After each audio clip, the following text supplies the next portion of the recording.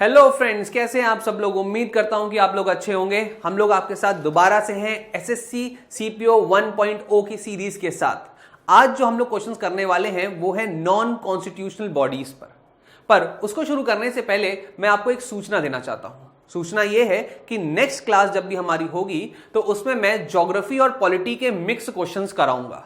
तो क्या करना है आपको, जितना भी मैंने अभी तक पढ़ा दिया है वो पॉलिटी और वो जो ज्योग्राफी है उसको रिवाइज करके आना है, उन सारे वीडियोस को एक बार देख कर आना है। और जो नए पैटर्न पर आधारित आपके प्री मेंस जो भी जहां जहां पर जिस जिस तरीके के क्वेश्चंस आ सकते हैं उनको हम लोग लेकर आएंगे, वो भी मिक्स पैटर्न में, मतलब ज्योग्राफी और पॉलिटी दोनों मिक्स होंगी। ठीक है, तो चलिए आज का सेशन शुरू करते हैं। चलिए, तो पहला क्वेश्चन क्या बोल रहा है। पहला क्वेश्चन बोल रहा है कि नीति आयोग के पूर्णकालिक संगठनीय ढांचे में सदस्य के द्वारा क्या कह सकते हैं, सदस्य द्वारा नामित किए जाते हैं। तो मतलब पूछ रहा है कि किसके द्वारा ये फुल टाइम ऑर्गेनाइज स्ट्रक्चर के जितने भी सदस्य हैं उनको कौन नॉमिनेट करता है। तो आंसर आपका बहुत ही आसान सा है, आंसर है प्रधानमंत्री। तो पहले आप समझिएगा कि नीति आयोग की जब मैं बात करता हूं तो नीति आयोग जो है ये एक नॉन कॉन्स्टिट्यूशनल बॉडी तो है, पर इसका फुल फॉर्म क्या है। ये है national institution for transforming India.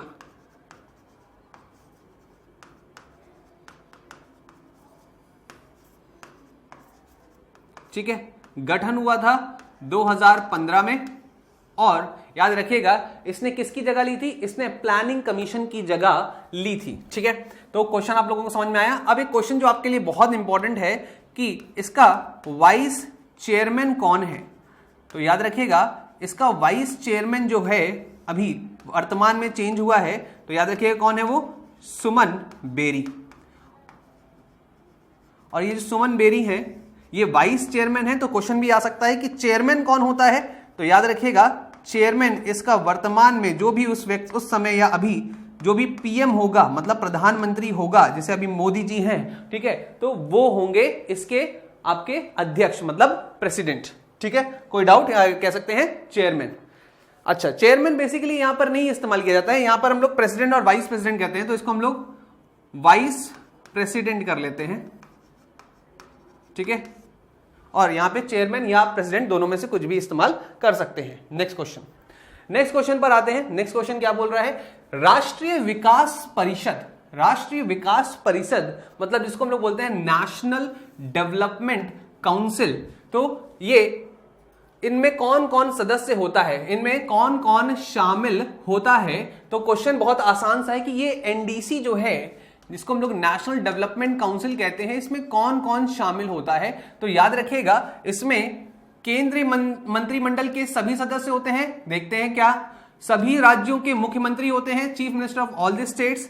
सभी राज्यों के केंद्र मंत्रिमंडल सदस्य होते हैं, या संसदीय प्रकलन समिति। तो संसदीय प्रकलन समिति तो यहां पर बिल्कुल भी नहीं होगा। तो आंसर इसका क्या है, याद रखिएगा इसका आंसर है सभी राज्यों के मुख्यमंत्री ये होते हैं। ठीक है, सभी राज्यों के मुख्यमंत्री मेनली क्या कर रही है, नाम ही से समझ में आना चाहिए कि यहां पे डेवलपमेंट की बात हो रही है। तो नेशनल डेवलपमेंट काउंसिल में जो मुख्य रूप से आते हैं, जो शामिल होते हैं, वो क्या होते हैं, सीएम ऑफ ऑल स्टेट्स। ठीक है, याद रखिएगा इस बात को। और अब हम लोग बढ़ते हैं आगे। नेक्स्ट क्वेश्चन की अगर हम लोग बात करते हैं तो ये नेक्स्ट क्वेश्चन देखिए क्या बोल रहा है। अरे वाह, बहुत ही इंपॉर्टेंट है। ये नेशनल इंटीग्रेशन काउंसिल की बात कर रहा है। किसकी बात कर रहा है, राष्ट्रीय एकता परिषद की बात कर रहा है, एनआईसी की बात कर रहा है। देखिए हमारे, अगर हम लोग अभी वर्तमान में देखें तो करंट अफेयर्स में काफी एक न्यूज में चल रहा था, कौन, एनआईए। ध्यान समझिएगा, एनआईए और एनआईसी ये दोनों अलग अलग हैं। ठीक है, बहुत ही इंपॉर्टेंट है।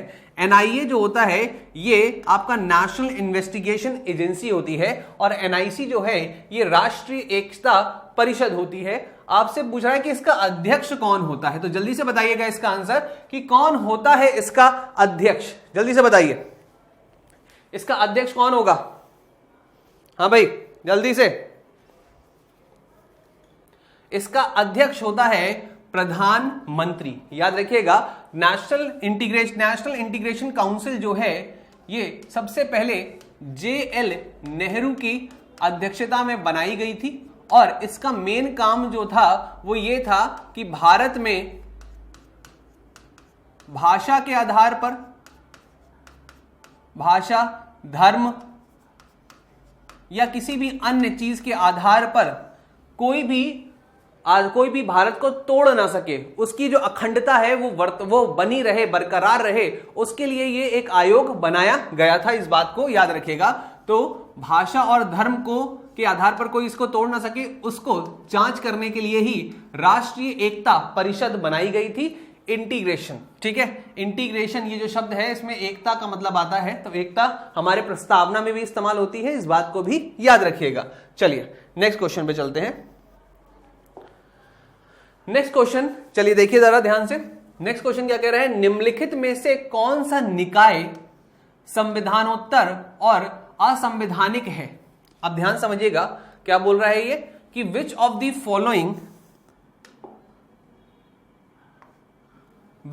Following is a non constitutional and non statutory body. तो नॉन कॉन्स्टिट्यूशनल और नॉन स्टैट्यूटरी बॉडी की बात हो रही है।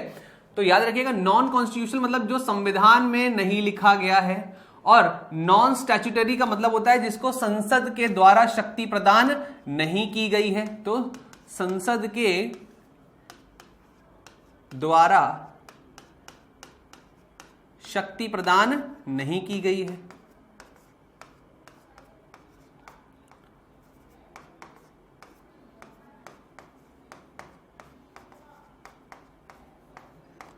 ठीक है, मतलब संसद का अधिनियम में इसमें नहीं आता है। तो अब मुझे बताना है, आपको बताना है कि क्वेश्चन समझ में आया। चलिए तो जल्दी से इसका आंसर दीजिएगा।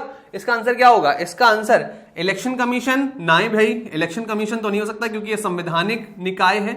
यूपीएससी नहीं भाई, ये भी नहीं हो सकता। ठीक है, प्लानिंग कमीशन, प्लानिंग कमीशन यही है इसका सही उत्तर, क्योंकि वो बोल रहा है कि कौन सा निकाय नॉन कॉन्स्टिट्यूशनल है और नॉन स्टैट्यूटरी है। क्या बोला मैंने? नॉन कॉन्स्टिट्यूशनल तो समझ में आ गया कि भाई प्लानिंग कमीशन है, पर नॉन स्टैट्यूटरी क्यों है?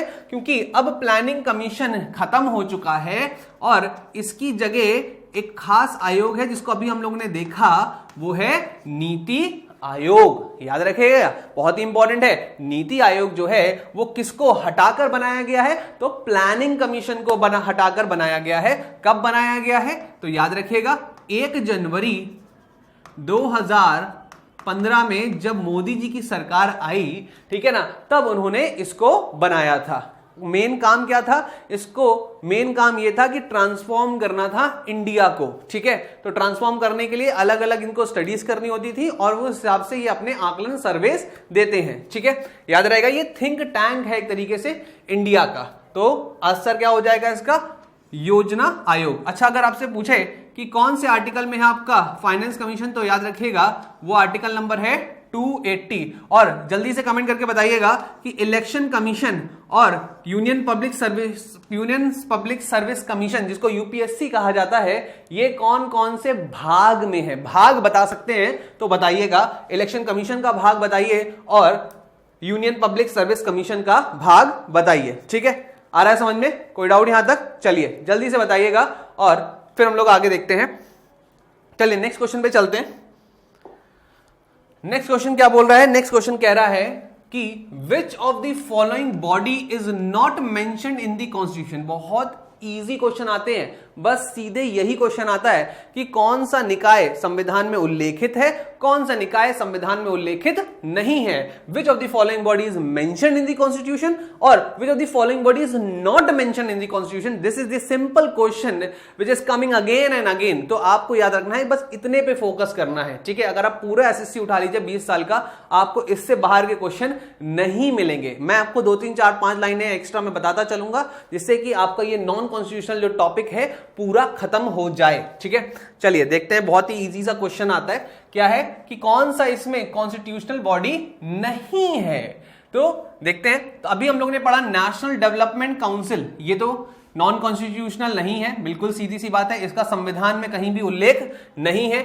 इंटर स्टेट, जिसको इंटर स्टेट काउंसिल अंतरजातीय परिषद, अंतरजातीय परिषद मैंने आप लोगों को पढ़ाया था, याद करिए। सरकारिया कमीशन मैंने पढ़ाई थी, फुंची कमीशन मैंने आपको पढ़ाई थी, ठीक है, और बहुत सारी अलग अलग कमीशंस मैंने आप लोगों को पढ़ाई थी। तो वो जो कमीशन है उसके तहत ये इंटर स्टेट काउंसिल बना था, ठीक है। तो जल्दी से मुझे बताइएगा ये जो इंटर स्टेट काउंसिल है इसका आर्टिकल नंबर कौन सा है, इसका आर्टिकल नंबर बताइएगा जल्दी से, ठीक है। तो अगर बता सकते हैं तो बताइए। इसके बाद क्षेत्रीय परिषद, क्षेत्रीय परिषद याद रखिएगा ये हेड होता है यूनियन मिनिस्टर के द्वारा, ठीक है। यूनियन मिनिस्टर इसके मुखिया होते हैं। इसका मतलब है कि संविधान में केवल और केवल आपका अंतरजातीय काउंसिल है, तो आंसर क्या हो जाएगा 1 और 3। तो आंसर हो जाएगा केवल आपका 1 और 3, नहीं 1 और 3 नहीं होगा इसका आंसर। पूछ रहा है not mention in the constitution, तो हो जाएगा केवल 2, ठीक है।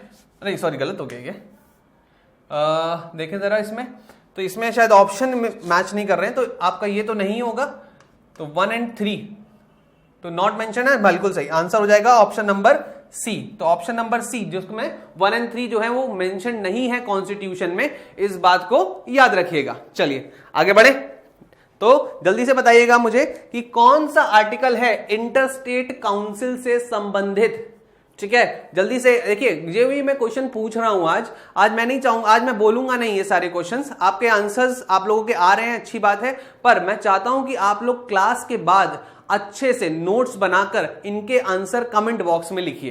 कमेंट बॉक्स में लिखेंगे तो मुझे थोड़ा सा अच्छा लगता है कि हाँ यार आप लोग पढ़ रहे हो और समझ रहे हो कि हाँ मेरी क्लास आपको लोगों को अच्छी लग रही है, ठीक है। चलिए आगे बढ़ते हैं, नेक्स्ट क्वेश्चन, चलिए आगे बढ़ते हैं। यस, ये बहुत ही बेहतरीन क्वेश्चन है। एडमिनिस्ट्रेटिव रिफॉर्म कमीशन 2005, ये क्या होती है? ये बोल रहा है कि द्वितीय प्रशासनिक सुधार आयोग, तो सेकंड पूछ रहा है, तो सेकंड है इसका मतलब फर्स्ट भी होगी, तो ये याद रखिएगा। पहली तो चीज याद रखिए क्या है, एडमिनिस्ट्रेशन, जिसको प्रशासन कहते हैं, ये एडमिनिस्ट्रेशन जो है, ये एडमिनिस्ट्रेशन रिफॉर्म या आयोग जो है ये 2 बार बनी है। एक बार आपके मोरारजी देसाई, ठीक है, इसके अध्यक्ष थे, और एक बार वीरप्पा मोली इसके अध्यक्ष थे। तो ये 2 बार आयोग का गठन हुआ है। एक बार जब वीरप्पा मोली थे तब हुआ था, ये कब, 2005 में, ठीक है, और ये आपका 1967 में तब हुआ था। तो अभी तक केवल अगर देखा जाए तो केवल 2 बार ही ये बनी है। तो मोस्ट इंपॉर्टेंट है कि ये करती क्या है, क्वेश्चन क्या बोल रहा है, इज रिलेटेड टू व्हाट, तो नाम से समझ में आ रहा है ना यार कि क्या करेगी, प्रशासन को अच्छे से चलाने के लिए बनाई गई है। तो भारतीय दंड संहिता गलत हो जाएगा, सार्वजनिक जीवन की भ्रष्टाचार गलत हो जाएगा, शहरी शासन बिल्कुल गलत। आंसर क्या आ गया, आंसर आ गया आपका ए, उत्तम शासन के लिए संस्थानिक व्यवस्था में सुधार, reforming the institutional system for good governance. याद रखिएगा इस बात को, मोस्ट इंपॉर्टेंट है। और कितनी बार हुआ है, कितनी बार बनी है, ये 2 बार ही अभी तक बनी है, और अब उम्मीद लगाई जा रही है कि आगे ये तीसरा एक आयोग भी बनाया जाएगा, ठीक है। तो इसलिए ये इंपॉर्टेंट क्वेश्चन है आपके एग्जाम पॉइंट ऑफ व्यू से। नेक्स्ट क्वेश्चन पे चलते हैं। नेक्स्ट क्वेश्चन अगर देखें ध्यान से तो क्या बोल रहा है, निम्नलिखित आयोगों में से किसे एक का भारत के संविधान में उपबंध नहीं है। अब भाई सीधी सी बात है, क्वेश्चन पूछ रहा है कि कौन सा इनमें से है जिसका उल्लेख संविधान के उपबंध में नहीं है।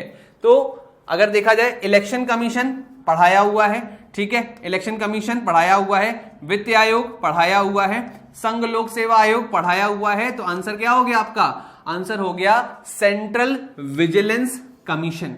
सेंट्रल विजिलेंस कमीशन याद रखिएगा, ये एक मल्टी मेंबर बॉडी है जो कि अलग अलग पब्लिक ऑफिसेस पे नजर रखती है कि भाई उनके ऊपर विजिलेंस रखती है कि हाँ कोई भ्रष्टाचार तो नहीं हो रहा है। और हाल ही में 2019 में इसमें संशोधन भी किया गया था, जिसके तहत सारी की सारी शक्तियां जो हैं वो केंद्र के पास आ गई थी इनसे संबंधित। अब भाई सीधी बात है, केंद्र के पास अगर इनकी शक्तियां आ गई हैं, सैलरी यही केंद्र ही डिसाइड कर रहा है, टाइम केंद्र ही डिसाइड कर रहा है, तो सीधी सी बात है ये अपना काम तो सही से कर नहीं पाएंगी। तो आपको पता ही चल रहा है कि क्या बात हो रही है। ठीक है, तो आंसर क्या हो जाएगा इसका? आंसर हो जाएगा सेंट्रल विजिलेंस कमीशन। ठीक है, आया समझ में? कोई डाउट यहां तक? चलिए आगे बढ़े।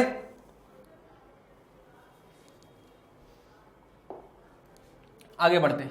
तो भारत में निम्नलिखित में से कौन सा एक संवैधानिक निकाय नहीं है? तो वही क्वेश्चन, बार बार वही क्वेश्चन आएंगे, बस आपको चेंज कर करके बता रहा है, वो अलग अलग आपको आयोग दे रहे हैं, वो आपको बताना है कि कौन सा सही है कौन सा गलत है। ठीक है, याद रखिएगा इस बात को, मोस्ट इंपॉर्टेंट है। चलिए, तो क्वेश्चन क्या बोल रहा है? Which of the following is not a constitutional body? इनमें से कौन सी कॉन्स्टिट्यूशनल बॉडी नहीं है? बहुत ही इजी सा क्वेश्चन आता है, तो जल्दी से बताइए। कंट्रोलर एंड ऑडिट जनरल, या राष्ट्रीय आयुक्त भाषाई अल्पसंख्यक मतलब नेशनल कमीशन लिंग्विस्टिक माइनॉरिटी, या फिर national commission for schedule caste, national commission for right commission, national human right commission जिसको मानवाधिकार कहा जाता है। तो इनमें से कौन सा संवैधानिक निकाय नहीं है? फिर से वही क्वेश्चन है, नहीं है। तो ये तो आपको पता चल ही गया है। क्या ये आपका 147 में है, आर्टिकल नंबर 147 में है। नेशनल ह्यूमन राइट कमीशन ये आपका 350 बी में है। ठीक है, आपका ये भाग जो है ये भी याद रखिएगा, भाग नंबर 17। तो आपको ये भी पता चल गया। National commission for schedule caste ये भी आपको पता है 338 ए और 338 बी में है। ठीक है, इसके बाद तो बचा क्या आंसर? बचा आपका नेशनल ह्यूमन राइट कमीशन। आया समझ में? तो इस तरीके से क्वेश्चंस को किया जाता है। तो याद रखिएगा, अगर आप लोगों को मेरे सेशंस अच्छे लगते हैं तो प्लीज इसको दबा के लाइक करिए, शेयर करिए, सब्सक्राइब करिए, और उम्मीद करता हूं कि आप लोग नेक्स्ट वाला जो सेशन होगा उसमें आप लोग आएंगे। ठीक है, और ज्योग्राफी और पॉलिटी के जो इंपॉर्टेंट क्वेश्चंस हैं, जो थोड़े बहुत आप कह सकते हैं जो बार बार रिपीटेड रहते हैं, उनको हम लोग करेंगे नेक्स्ट सेशन में। तो प्लीज उस सेशन में जरूर से जरूर आइएगा। नेक्स्ट क्वेश्चन है, क्षेत्रीय परिषदों का सृजन हुआ है। बहुत ही इजी सा क्वेश्चन है। Regional council has been created. क्षेत्रीय काउंसिल, अगर आपसे पूछा जाए क्षेत्रीय काउंसिल जो है वो कौन कौन से क्षेत्रीय काउंसिल की अगर बात हो रही है, तो पहली बात तो यह बताइए कि क्षेत्रीय काउंसिल होता क्या है। तो ये क्षेत्रीय परिषद की बात हो रही है। ये किस तरीके की बॉडी है? जैसे कि मैंने आपको बताया, नॉन स्टैट्यूटरी बॉडी है। ठीक है, और दूसरी खास चीज क्या है? दूसरी खास चीज ये है कि ये यूनियन मिनिस्टर के द्वारा, ठीक है, संचालित की जाती है। तो क्वेश्चन क्या बोल रहा है? क्वेश्चन बहुत इजी सा है कि ये इसका सृजन कहां से हुआ है। इसका सृजन मतलब ये उसकी उत्पत्ति कहां से हुई? अगर ये नॉन कॉन्स्टिट्यूशनल बॉडी है या स्टैट्यूटरी, ये किस तरीके की बॉडी है? Statutory body. ठीक है, तो इसका मतलब है इसको शक्ति कहां से मिलती है? पार्लियामेंट से। इसको शक्ति कहां से मिलती है? पार्लियामेंट से। तो आपका आंसर क्या हो गया? संविधान के द्वारा ना भैया ना। ठीक है, सरकारी संकल्प के द्वारा नहीं, संसदीय कानून के द्वारा, संसदीय कानून के द्वारा, बाय द पार्लियामेंट्री लॉ। याद रखिएगा इस बात को, मोस्ट इंपॉर्टेंट क्वेश्चन है ये। नेक्स्ट क्वेश्चन पे अगर हम लोग बात करते हैं तो ये क्वेश्चन क्या बोल रहा है? ये क्वेश्चन बोल रहा है योजना आयोग का अंत किस प्रधानमंत्री ने किया? योजना आयोग का अंत कौन कर सकता है? वही कर सकता है जो इसको हटाकर कोई दूसरा आयोग लेकर आया हो। और जैसे कि मैंने अभी तक आपको बताया कि मोदी जी जो है उन्होंने ही शुरू किया था नीति आयोग, और इसीलिए नीति आयोग को लाने वाले मोदी जी हैं, और आपकी नेशनल कमीशन या नेशनल योजना या प्लानिंग कमीशन की अगर हम लोग बात करें तो इसको खत्म करने वाले भी आपके मोदी जी ही हैं। ठीक है, याद रखिएगा इस बात को, प्लानिंग कमीशन को खत्म करने वाले कौन है? मोदी जी हैं। ठीक, मोस्ट इंपॉर्टेंट है। 2015 में इन्होंने 1 जनवरी 2015 में इसको खत्म कर नीति आयोग का गठन किया था। आगे बढ़े, चलिए, वेरी गुड, बहुत बढ़िया। तेजी से आगे बढ़ते हैं। आज जो है थोड़ा सेशन जो है उम्मीद करूंगा कि जल्दी से हम लोग खत्म करें और सारी चीजों को आपको रिवाइज करने का टाइम मिल जाए। तो करना क्या है, नेक्स्ट क्लास में बिल्कुल तैयारी एकदम जम के करनी है। ज्योग्राफी पॉलिटी से आपके बहुत सारे क्वेश्चन आने वाले हैं, इस बात को याद रखिएगा। और आप याद रखिएगा कि अगर आपने पॉलिटी ज्योग्राफी से कर लिया तो भाई 25 क्वेश्चन प्री में है और 25 क्वेश्चन आपके मेंस में है। तो आपकी मेरिट जो है वो कौन बना सकता है सीजीएल में, वो बना सकता है आपका जीएस। और सीपीओ के लिए भी ये मोस्ट इंपॉर्टेंट है, क्योंकि आपको पता है कि मेरिट जो है टीयर 1 टीयर 2 दोनों की जुड़ती है। टीयर 1 में जितने अच्छे नंबर लाओगे उतना ही अच्छा आप अपने टीयर 2 में, मतलब आपका फेज 2 में कर पाओगे। ठीक है, चलिए। तो पूछ रहा है वही क्वेश्चन बार पर अलग अलग ऑप्शंस के साथ। क्वेश्चन क्या है, क्वेश्चन वही है,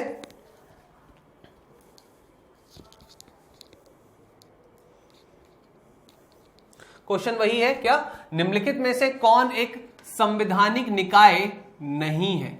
तो संवैधानिक निकाय की अगर हम लोग बात करें हैं तो भारत के अटॉर्नी जनरल, भारत के अटॉर्नी जनरल की अगर बात करें तो आर्टिकल नंबर 76 में है। राज्य लोक सेवा आयोग आपको पता ही है, ठीक है। इसके बाद वित्त आयोग आपको पता ही है। तो आंसर क्या हो गया, केंद्रीय सूचना आयोग, केंद्रीय सूचना आयोग। अब केंद्रीय सूचना आयोग, सेंट्रल इंफॉर्मेशन कमीशन जो है, इस बात को याद रखिएगा, मोस्ट इंपॉर्टेंट कमीशन है। ये क्या करती है आपकी, ये सीआईसी होती है। सीआईसी मतलब सेंट्रल इंफॉर्मेशन कमीशन। और ये इंफॉर्मेशन किस तरीके की, जो भी अलग अलग जो पब्लिक ऑफिसेज हैं उनमें अगर कोई रिट लगा रहा है, या आरटीआई का जो एक्ट आया था उसके तहत ये पूरा का पूरा संचालन करती है उस आरटीआई एक्ट के लिए। उसके लिए सबसे बड़ी कमीशन है वो है आपकी सेंट्रल इंफॉर्मेशन कमीशन। ठीक है, याद रहेगा इसका आंसर। आंसर बहुत ही इजी सा है, आंसर है केंद्रीय सूचना आयोग।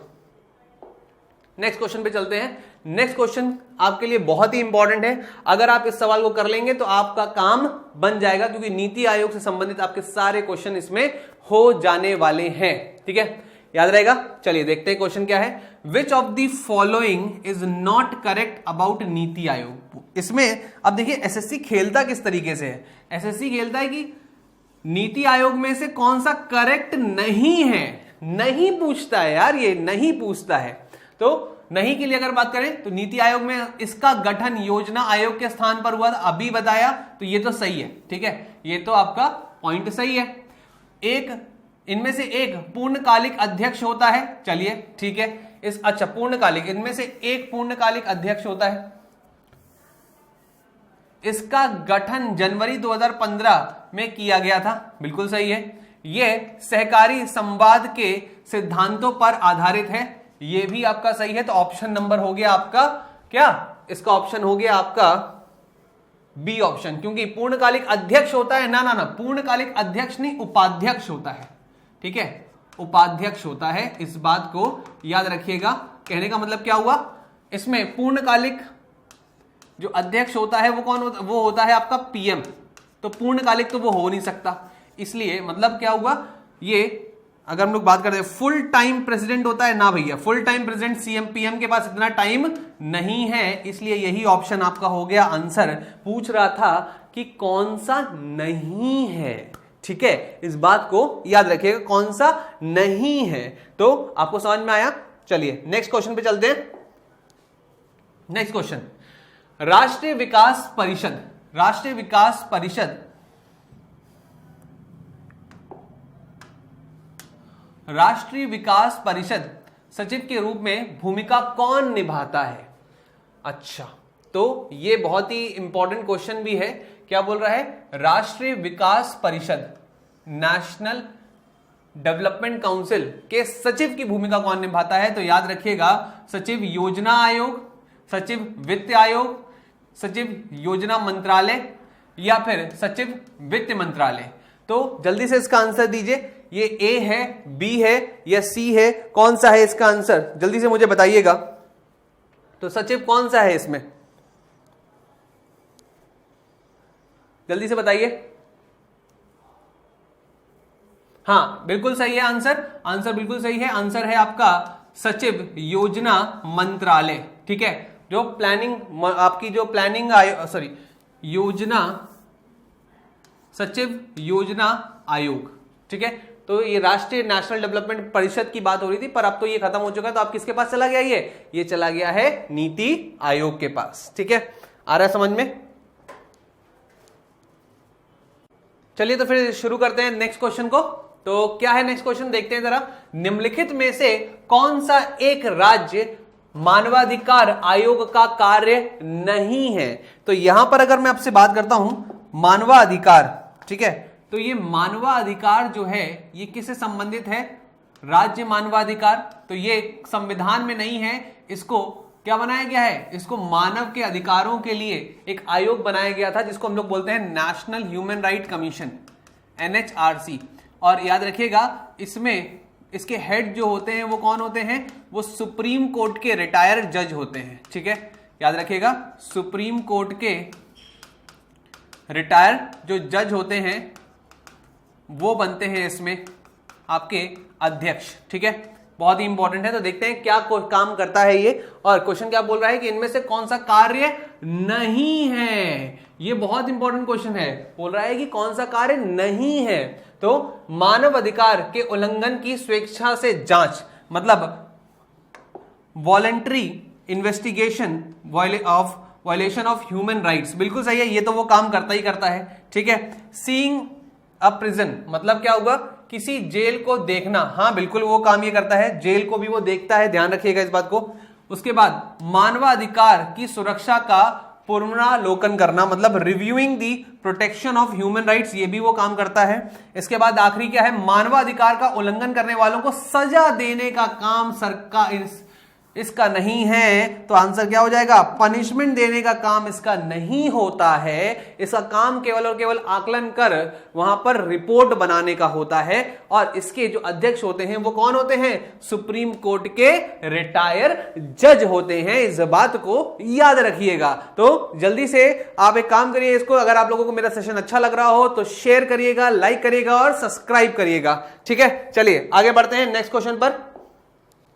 नेक्स्ट क्वेश्चन क्या है? नेक्स्ट क्वेश्चन है आपका, निम्न में से कौन सी एक संवैधानिक संस्था नहीं है?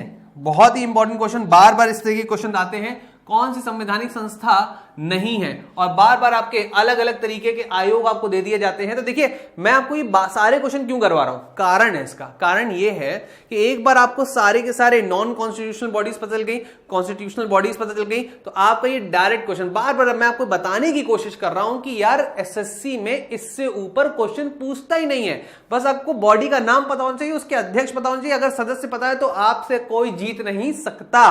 तो जल्दी से देखते हैं क्या क्वेश्चन बोल रहा है कि इनमें से कौन सा संवैधानिक संस्थान नहीं है, मतलब कॉन्स्टिट्यूशनल इंस्टीट्यूशन नहीं है बोल रहा है। तो हम लोगों को पता है केंद्र का वित्त आयोग, भाई सीधी सी बात है, सेंटर का वित्त आयोग तो है ही है। ठीक है, लोकसभा का सचिवालय, अरे बहुत इंपॉर्टेंट है, ये तो आपका एक संवैधानिक पद ही होता है। इसके बाद राज्य के वित्त आयोग की बात करें तो स्टेट फाइनेंस कमीशन की बात हो रहा है, तो ये भी एक होता है। तो आंसर क्या आ गया? आंसर आ गया आपका human right commission. Human right commission, national human right commission ये नहीं होता है, मैंने अभी अभी आपको बताया, इस बात को याद रखिएगा। तो आंसर हो गया आपका नेशनल ह्यूमन राइट कमीशन। चलिए आगे बढ़ते हैं नेक्स्ट क्वेश्चन पर। नेक्स्ट क्वेश्चन क्या बोल रहा है? ये बहुत ही बेहतरीन है, सीबीआई, जिसको बहुत से लोग केंद्र का तोता भी कहते हैं, सीबीआई। ठीक है, सीबीआई की जांच होती है ना, तो सीबीआई की जांच के लिए चाहिए, सीबीआई की जांच के लिए चाहिए। तो सीबीआई से संबंधित इनमें से कौन सा कथन सत्य है? याद रखिएगा, अगर हम लोग बात करते हैं कौन सा, इसमें क्वेश्चन थोड़ा सा शायद गड़बड़ हो गया है, इनमें से पूछा जा रहा है कि कौन सा कथन सत्य नहीं है। याद रखिएगा, ठीक है, पूछ रहा है क्या? सत्य नहीं है, नॉट ट्रू। मोस्ट इंपॉर्टेंट है, मैं क्वेश्चन को थोड़ा सा अमेंड कर रहा हूं, इसमें क्वेश्चन बोल रहा है नॉट ट्रू। ठीक है, तो नॉट ट्रू मतलब नहीं है। तो देखिए ध्यान से कौन कौन से इसमें सही है, पहले उसको देखते हैं। सेंट्रल ब्यूरो ऑफ इन्वेस्टिगेशन की स्थापना जो है वो कब हुई है? वो याद रखिएगा 1963 में हुई है, बहुत ही इंपॉर्टेंट है। शांताराम और किस शांताराम कमिटी ने on the prevention of corruption 1962-1964 में इसको रिकमेंड किया था, बिल्कुल सही है। तो शांताराम कमिटी जो है उससे संबंधित है ये। ठीक है, और उसके बाद अगर हम लोग बात करें, it was by a resolution of the ministry of home affairs, बिल्कुल सही है। होम अफेयर्स मतलब आपका गृह मंत्रालय जो होता है उसी से ये पारित होकर बनी थी। इसके बाद the CBI is a statutory body, नहीं। देखिए जब ये स्टेटमेंट लिख दिया गया, थोड़ा टेक्निकल क्वेश्चन है, मैंने बोला है हर बार मैं आपके लिए कुछ एक या दो क्वेश्चन ऐसे लेकर आऊंगा जो थोड़े टेक्निकल होंगे, आपको उसका आंसर देना होगा, ठीक है। तो यहां पर वो बोल रहा है कि क्या वो स्टैट्यूटरी बॉडी है? ना भैया, स्टैट्यूटरी बॉडी वो होती है जिसको संसद के द्वारा शक्ति मिलती है, पर ये कैसी है? नॉन स्टैट्यूटरी बॉडी, ठीक है। ये कैसी होती है? Non statutory body. याद रखिएगा, इसको बनाया किसके आधार पर गया है? इसको बनाया गया है एक कमिटी के रिकमेंडेशन के बेसिस पे, और वो है प्रिवेंशन ऑफ करप्शन एक्ट को क्या करने के लिए, उस पर बेस्ड ये एक रिकमेंडेशन, ये एक सुझाव था, उसके बाद इसको बनाया गया। तो ये एक नॉन स्टैट्यूटरी बॉडी है। याद रखिएगा, मोस्ट इंपॉर्टेंट क्वेश्चन है। यहां पर यही स्टेटमेंट जो है ये गलत हो जाता है और आपका यही उत्तर हो जाता है ऑप्शन नंबर डी, ठीक है। तो CBI is a statutory body, ये गलत है। CBI is a non statutory body, ठीक है। आया समझ में? कोई डाउट यहां तक? उम्मीद है आप लोगों को समझ में आ रहा होगा। नेक्स्ट क्वेश्चन पे चलते हैं। नेक्स्ट क्वेश्चन, जैसे कि मैंने आपको बताया, सेंट्रल विजिलेंस कमीशन ये क्या करता है भाई? ये विजिलेंस रखता है। ये क्या करता है? एक सतर्कता, एक खास नजर रखता है उन सारे के सारे पब्लिक ऑफिसेस पे, उन सारे के सारे पब्लिक आपके निकायों पर जहां जहां पर करप्शन होने के चांसेस हैं। और इसमें क्वेश्चन क्या पूछ रहा है? ये मैंने आपको बताया था अभी अभी कि इसमें 2019 में संविधान संशोधन हुआ था और इसकी शक्तियों को थोड़ा कम किया गया था, मतलब इसके टाइम पीरियड और इसकी सैलरी को केंद्र को सौंप दिया गया था। तो इसका आंसर क्या है? देखिए ध्यान से, सेंट्रल विजिलेंस कमीशन को का जो व्यक्ति होता है वो कितने समय तक अपना ऑफिस होल्ड करता है? तो जल्दी से इसका आंसर दीजिएगा, जल्दी से देखते हैं भाई, जल्दी से बताइएगा। तो 4 years until they attain the age of 65 ये है, 4 साल या फिर 62 है, ठीक है, 6 साल या फिर 65 है, और या तो 6 साल ये दो ऑप्शन शायद सेम हो गए, कोई बात नहीं, यहाँ पे 62 कर लीजिएगा। तो 62, तो आपका ऑप्शन क्या होगा इसमें? ऑप्शन होगा आपका, याद रखिएगा, ऑप्शन नंबर ए, 4 साल या फिर 65 वर्ष। जो भी पहले हो जाएगा वो हो जाएगा आपका time period for central vigilance commission, ठीक है। याद रहेगा, जो भी कमिश्नर होगा, जो भी उसकी बॉडीज होंगी, जो सदस्य होंगे उसमें, उनके लिए कितना होता है? 4 साल या फिर 65 वर्ष के वो हो जाएं, ठीक है। आगे बढ़े नेक्स्ट क्वेश्चन पर। नेक्स्ट क्वेश्चन देखिए जरा ध्यान से, मोस्ट इंपॉर्टेंट, आज का सबसे इंपॉर्टेंट क्वेश्चन है यही, लोकायुक्त, ठीक है। लोकपाल की अगर हम लोग बात करते हैं तो लोकपाल जो है हमारे भारत देश के जो सबसे पहले लोकपाल थे, पीसी घोष, पिनाकी चंद्र घोष, याद रखिएगा, ये थे हमारे भारत के सबसे पहले लोकपाल, जो जिसको हम लोग बोलते हैं ओम्बड्समैन, ठीक है। इंग्लिश में क्या बोलते हैं? ओम्बड्समैन बोलते हैं। और ये कैसे आए थे? ये 2013 के एक्ट से आए थे। याद करिए, निर्भया केस हुआ था, अरविंद केजरीवाल, अन्ना हजारे, बहुत से लोग बोल रहे थे लोकायुक्त बनाओ, लोकायुक्त, फिर उसके बाद ये बना है। और तब वो ये जो लोकायुक्त है ये क्या करने वाला है? ये अलग अलग बॉडीज पर एक सर्विलांस रखेगा और उनकी गलत हरकतों को क्या करेगा? तुरंत ही वहां पे उनको सजा देने के लिए बनाया गया था। तो ये लोकल बॉडीज, खासकर पब्लिक बॉडीज पर उनको नियंत्रित रखने के लिए बनाया गया था। तो क्वेश्चन पूछा जा रहा है कि जो लोकपाल एक्ट आया था 2013 में, उसमें लोकपाल को मैक्सिमम कितने मेंबर्स इंक्लूड होते थे, इंक्लूडिंग चेयरमैन, मतलब चेयरमैन जो है उसको भी अगर जोड़ लिया जाए तो कितने सदस्य थे? किसके लिए? लोकपाल में अध्यक्ष सहित कितने टोटल सदस्य होते थे? तो याद रखिएगा, ये टोटल सदस्य थे 9। कितने थे? टोटल 9। इसमें महिलाओं को भी आरक्षण दिया गया था और अन्य पिछड़े वर्ग और SC ST को भी आरक्षण मिला था। तो इसके बहुत ही इंपॉर्टेंट क्वेश्चन जो आपके पेपर में बनता है वो क्या बनता है कि सबसे पहले आपके लोकपाल कौन बने थे? तो याद रखिएगा, पिनाकी चंद्र घोष बने थे। ये पेपर में आया हुआ सवाल है। तो यहां पर हम लोगों के सारे क्वेश्चंस हो गए हैं। आज का सेशन अगर आपको अच्छा लगा हो तो इसको शेयर करिएगा, लाइक करिएगा और सब्सक्राइब जरूर करिएगा। और मैं आपको बता दूं कि नेक्स्ट क्लास जो है उसमें मैं और बहुत सारे क्वेश्चंस लेकर आऊंगा। इस बार 25 क्वेश्चन नहीं होंगे, ज्यादा क्वेश्चन होंगे, क्योंकि अब हम लोगों को और थोड़ा स्पीड अप होना है और ज्योग्राफी के और पॉलिटी के आपके बहुत सारे इंपॉर्टेंट क्वेश्चंस इसमें मैं कराने वाला हूं नेक्स्ट क्लास में। तो प्लीज और प्लीज जितने भी बच्चे आज रह गए हैं उन बच्चों को मैं बता दे रहा हूं कि नेक्स्ट क्लास जरूर से जरूर देखिएगा, इस क्लास को भी देखिएगा, नेक्स्ट क्लास को भी देखिएगा। तब तक के लिए जय हिंद, शुभ रात्रि, बाय।